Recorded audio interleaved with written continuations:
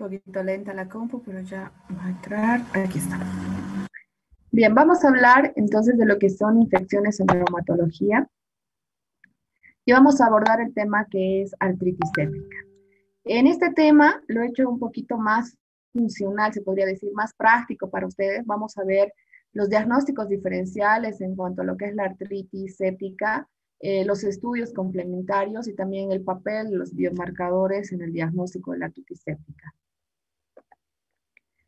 Entonces, para hablar de lo que es artritis séptica, nosotros vamos a dividir primeramente en dos grandes grupos, que es una artritis inducida por microorganismos piógenes, que es propiamente sí la artritis séptica, y también hay otras artritis inducidas por microorganismos no piógenos. La artritis séptica también es necesario diferenciar en que si es de una articulación protésica o una articulación nativa. Protésica, bueno, las que tengan prótesis o nativa es la propia articular. Y también es importante diferenciar si es una articulación nativa en niño o es una articulación nativa en adulto, sobre todo en cuanto al microorganismo causal, y vamos a ver cómo vamos a enfocar el tratamiento. Entonces, ¿cuáles van a ser los pasos para el diagnóstico de una artritis séptica? Primeramente, sospechar lo que es el diagnóstico. Entonces, hacer un diagnóstico presuntivo. Después nos vamos a hacer nuestros diagnósticos diferenciales, que ya también hemos visto en teoría, en práctica, y bueno, y el diagnóstico definitivo o el diagnóstico de certeza. Es muy importante hacer un diagnóstico temprano de lo que es artritis séptica, porque si no nos va a dar resultados catastróficos en la destrucción, sobre todo del cartílago y de la articulación, pero si el paciente entra ya en shock séptico, pues inclusive les puede dar muerte.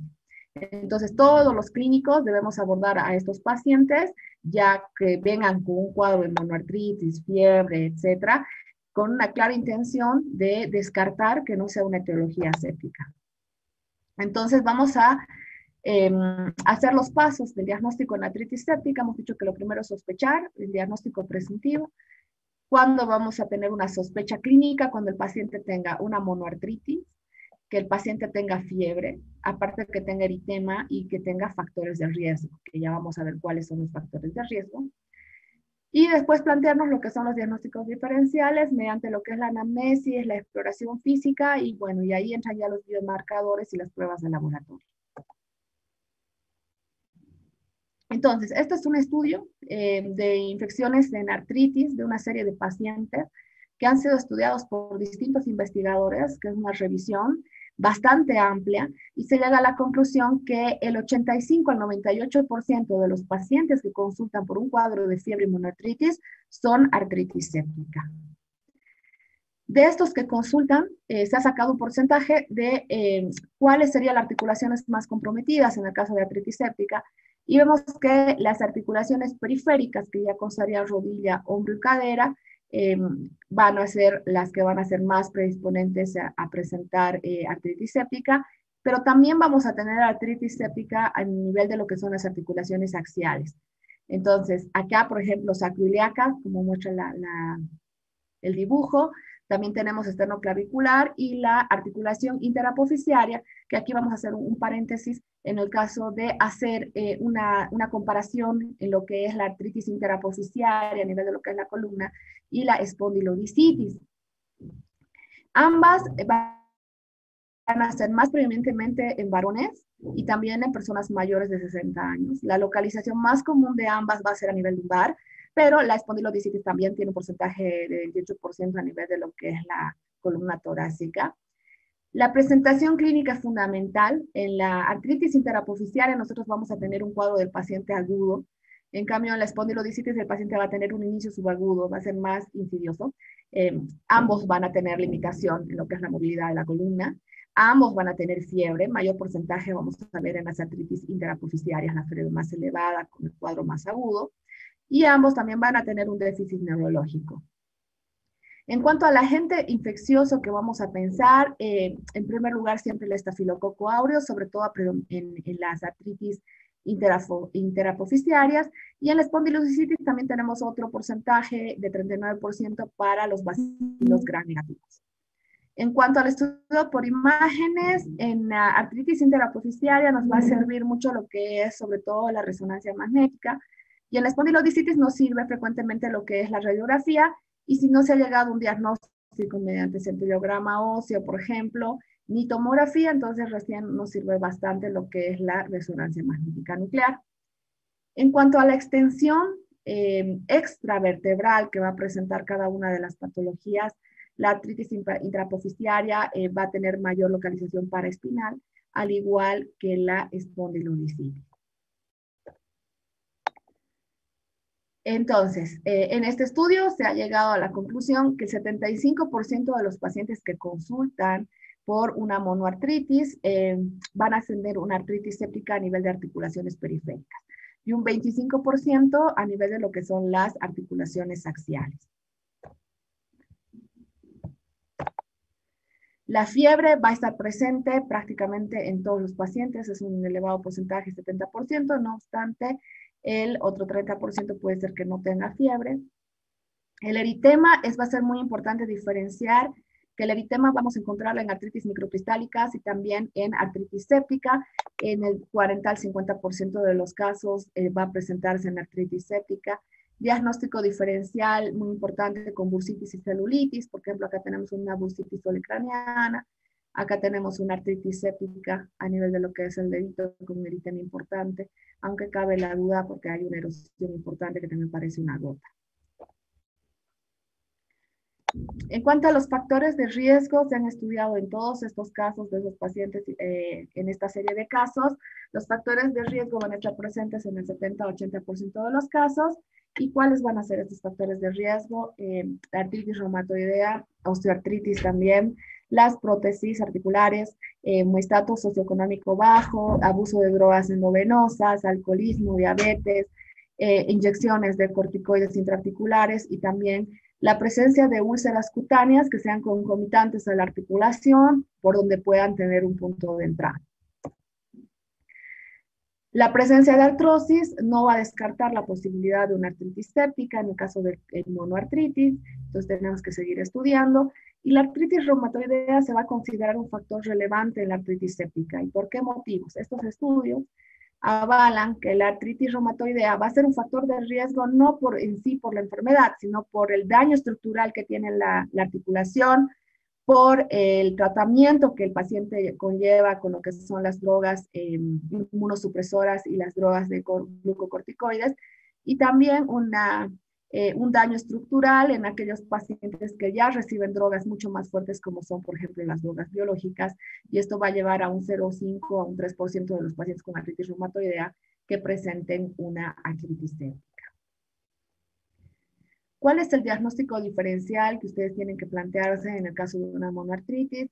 Hay diagnósticos sobre todo común, vamos a dar los más comunes, que es la necrosis avascular, la artritis por microcristales, que va a ser el diagnóstico diferencial, ya sea por cristales de oxalato de calcio, de pirofosfato de calcio, de hidroxiapatita o de urato monosódico en el caso de la gota, pacientes que tengan hemartrosis, y ya también en una monoartritis se plantea lo que son la artritis séptica, que es el tema de estudio, ya sean por bacterias, hongos, micobacterias o capaz virus. Entonces, si nosotros tenemos un paciente que tiene artritis séptica en articulaciones periféricas o tiene una monoartritis en articulación periférica, entonces vamos a hacer el diagnóstico diferencial con lo que son la artritis microcristálica, especialmente la gota y la condrocalcinosis. En cambio, los pacientes que tienen compromiso de articulaciones axiales, pues haremos el diagnóstico diferencial con las enfermedades que comprometen el esqueleto axial, que en este caso son las espondiloartritis, la espondiloartropatía, por ejemplo, la espondilitis anquilosante y la artritis psoriásica. Dentro de lo que es el diagnóstico diferencial con artritis por microcristal, miren acá cómo se ve el signo, sobre todo del paciente con gota, que ataca el primer dedo, hemos dicho que es el más común, el primer ortejo del pie.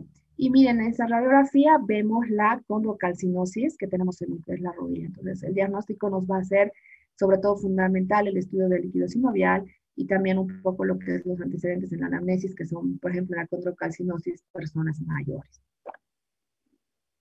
Entonces, para el diagnóstico diferencial es fundamental la anamnesis, la exploración física, y nos va a ayudar bastante lo que son las pruebas complementarias. En estas pruebas complementarias vamos a tener como en primer lugar el estudio del líquido sinovial, hacer el estudio de la artrocentesis, que miren cómo aquí ya prácticamente ven un líquido purulento en la artrocentesis. Y como segundas pruebas complementarias tenemos los cultivos, no solamente cultivo del líquido articular, sino también nos puede servir los hemocultivos, estudios por imágenes, y aquí entran lo que son los biomarcadores. Recordar un poquito más del análisis macroscópico de lo que es el líquido sinovial, un líquido ya inflamatorio, un líquido normal, miren acá un líquido ya purulento, y acá tenemos ya un líquido con hemartrosis, ¿no? Un líquido de sangre. El recuento celular va a ser importante, sobre todo los leucocitos y el recuento de polimorfonucleares. Recordarles fundamentalmente que unos leucocitos mayores a 50.000 y menos de 100.000 ya estaríamos hablando de un líquido o séptico o inflamatorio, y ya cuando sea más de 95 en algunas literaturas leucocitos por milímetro cúbico estaríamos hablando de un séptico. Importante en el procesamiento del líquido sinovial el estudio de lo que son los cristales, que nos van a dar el diagnóstico, por ejemplo, los cristales de urato monosódico en la gota y de pirofosfato de calcio en la condrocalcinosis. El estudio de la tinción de Gram y también el cultivo. Los hemocultivos nos van a dar una alta rentabilidad diagnóstica, sobre todo ya cuando su paciente haga el tema de bacteremia, que ya haya translocación de bacterias a la sangre. También los cultivos de líquido sinovial es confirmatorio. El estudio por imágenes nos ayuda bastante a lo que es la radiografía, que realmente la tenemos que pedir, pero hay que tener en cuenta que hay un periodo de latencia, donde capaz no vamos a encontrar ninguna alteración, y también nos va a servir para evidenciar, por ejemplo, si hay artrosis secundaria. En la ecografía es muy útil para que nos va a servir para guiarnos, sobre todo en las prácticas de la artrocentesis, y también nos va a confirmar si existe o no una artritis, o sea, aumento del líquido sinovial, sobre todo en articulaciones profundas. En cuanto a los biomarcadores, eritrocementación, proteína C reactiva, leucocitosis, van a estar presentes tanto en artritis por microcristales como también en artritis séptica. Entonces son sensibles, pero van a tener una baja especificidad. No obstante, son marcadoras, obviamente, cuando hay predominio de polimorfonucleares, que hemos hablado de segmentados, perdón, y la desviación de la fórmula de izquierda.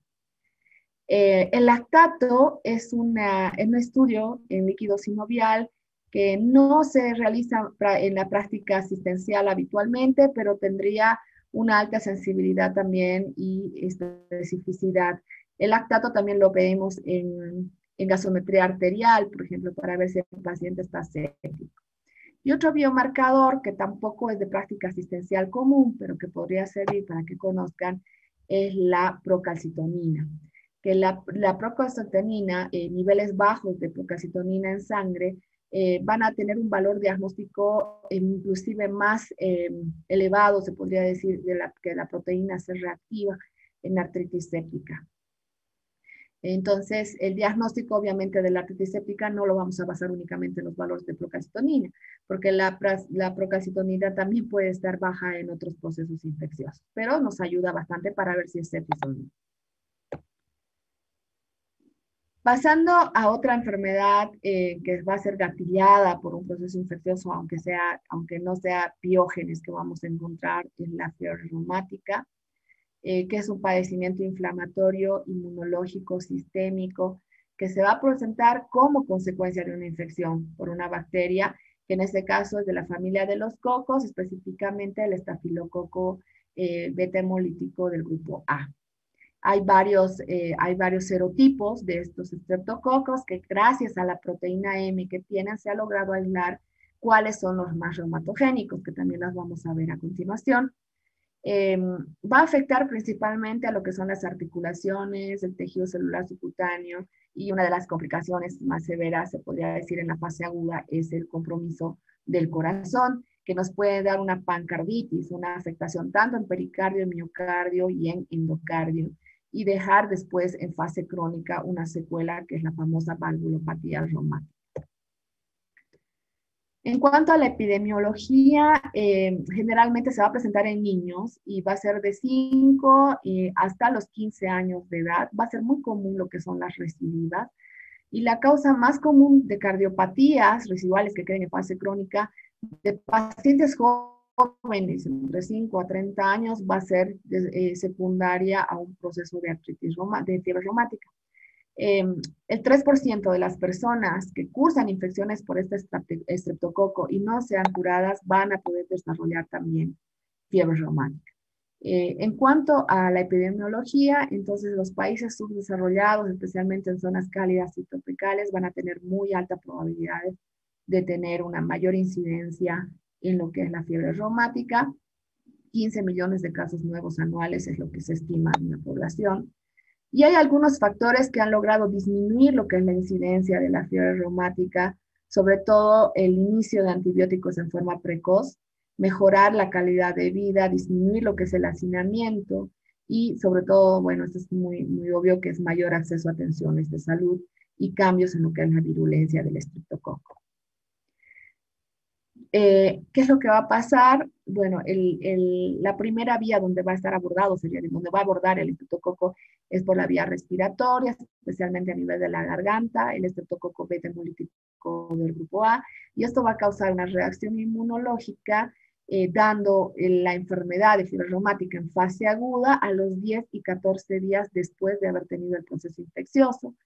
El paciente puede tener afectación articular, dándonos generalmente una poliartritis asimétrica y migratoria.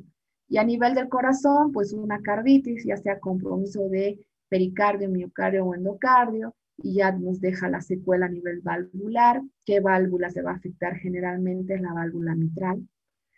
En la piel vamos a tener el famoso eritema marginado y los nódulos subcutáneos. Y a nivel del sistema nervioso, alteraciones del putamen, donde vamos a tener ya alteraciones de lo que es la conciencia, algunos trastornos de la actitud del paciente, entre ellos que vamos a ver a continuación.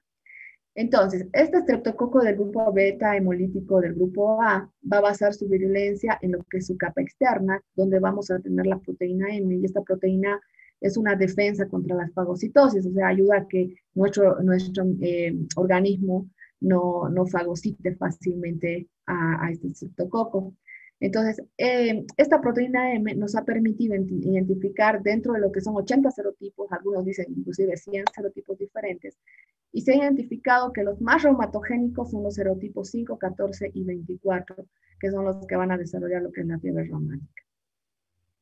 Tenemos claro que no es una acción directa del germen que sobre el corazón y las articulaciones y los tejidos, sino una reacción inmunológica, que la cual no se conoce muy a fondo, como todas las enfermedades inmunológicas, pero sí tiene que ver muy importante lo que son todo nuestro papel de inmunidad y la proteína. Es bastante de inmunidad también para hablar al respecto, pero factor tiempo también no vamos a entrar a profundidad.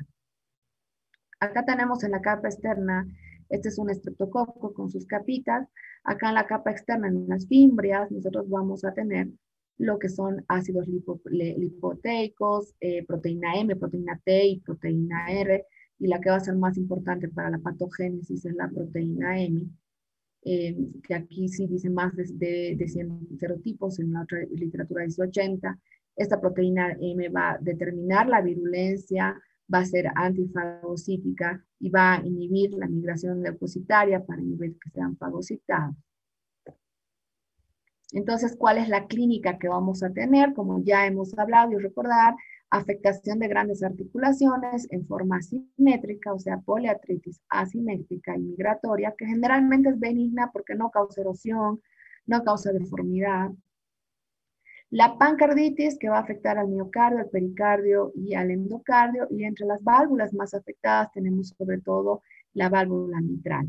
Y también en algunos casos la aórtica, entre las dos mitral. Y las cuerdas tendinosas, ¿por qué? Por las cuerdas tendinosas, sobre todo de la válvula mitral.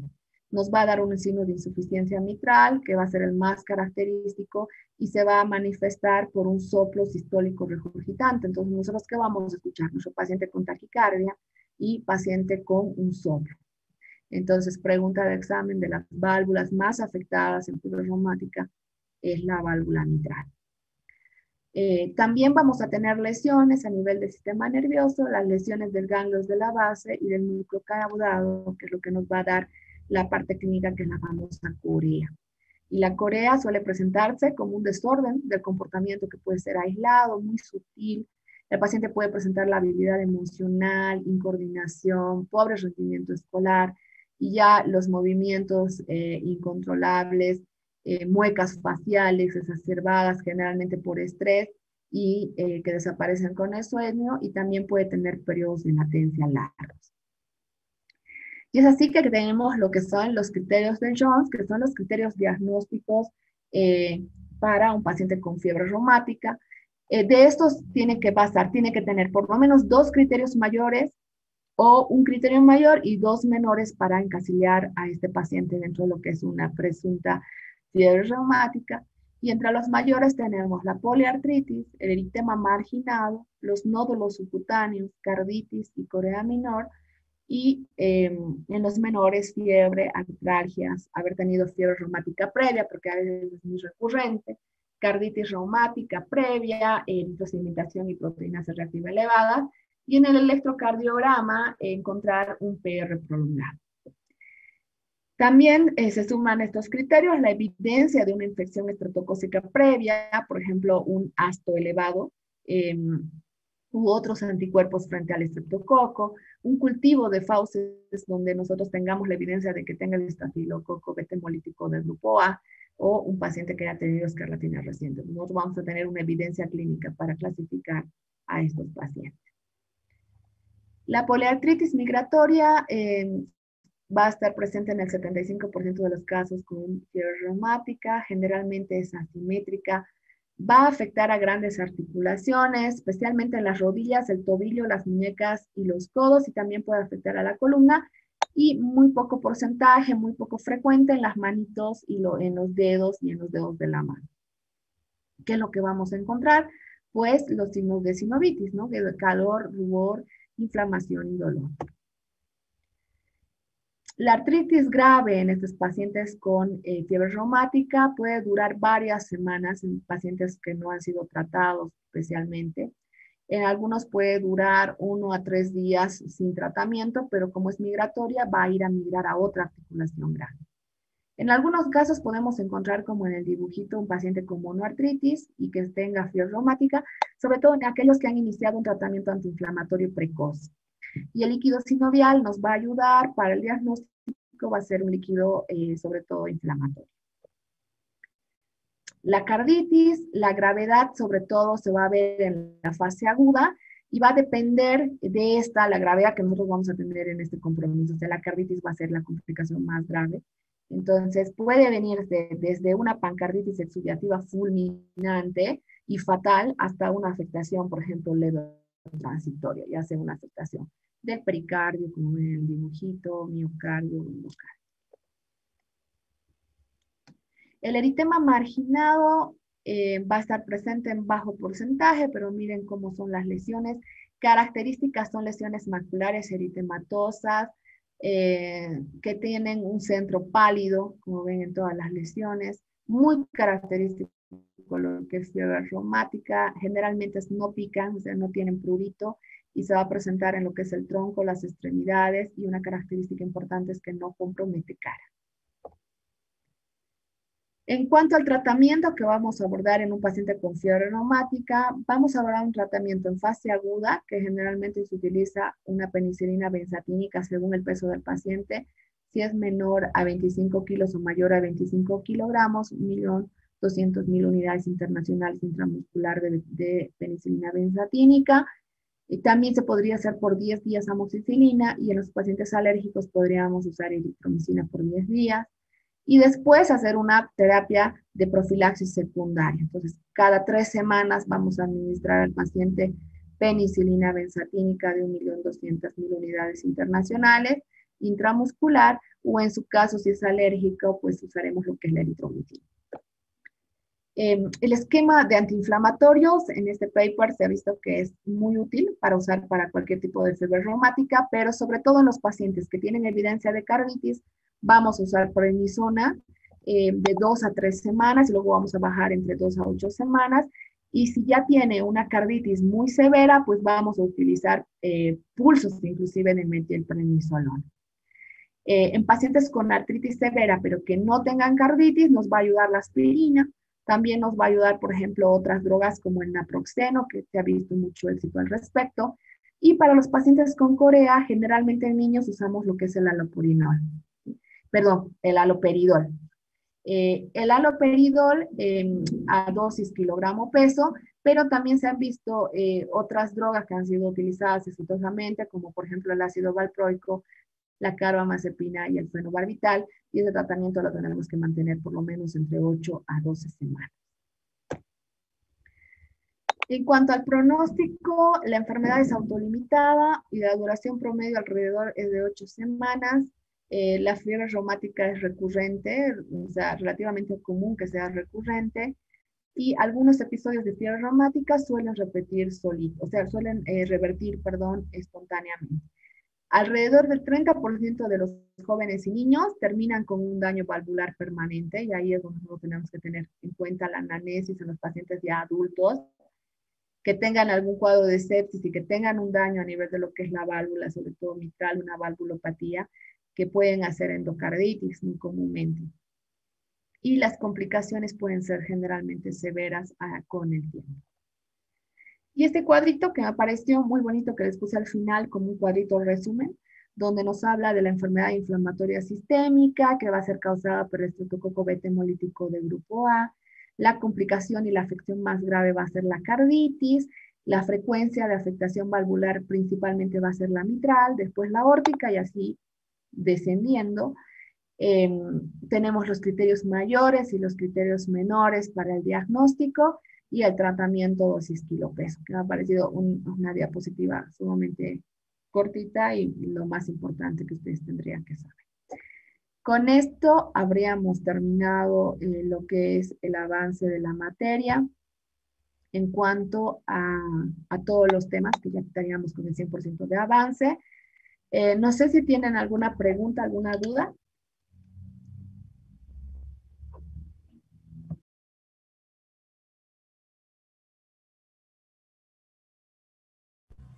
Bien, igual les voy a subir a la plataforma, yo creo que ya estimo hasta mañana, más tardar, que ya van a tener esto en todo lo que es la presentación.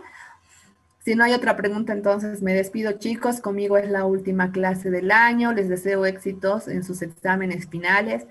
Ya próximamente, colegas, les queda el internado. Espero que les haya servido lo que es la materia. Factor tiempo hemos tenido que correr un poquito, pero lo importante es que se ha logrado lo que son los objetivos.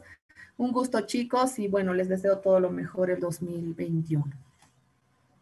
Me despido. Nos vemos en el examen final. Cualquier duda, vamos a estar siempre en contacto con lo que son sus presidentes si tienen alguna duda. Hasta luego, Está bien, chicos. doctora. Gracias, hasta Gracias, luego. doctora. Hasta luego. Chao, chicos.